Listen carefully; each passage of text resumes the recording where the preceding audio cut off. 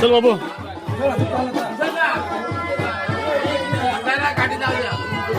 कोकणाला ओढ लागते ती म्हणजे शिमग्याची.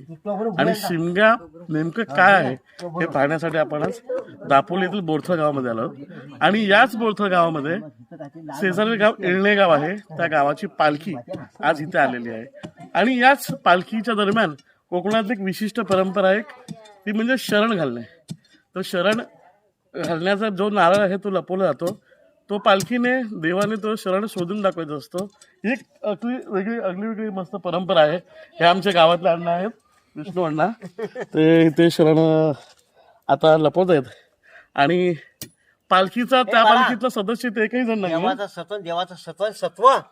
देवाचा सत्व असेल ना तर बरोबर इथे बसणार देव या शरणावरती.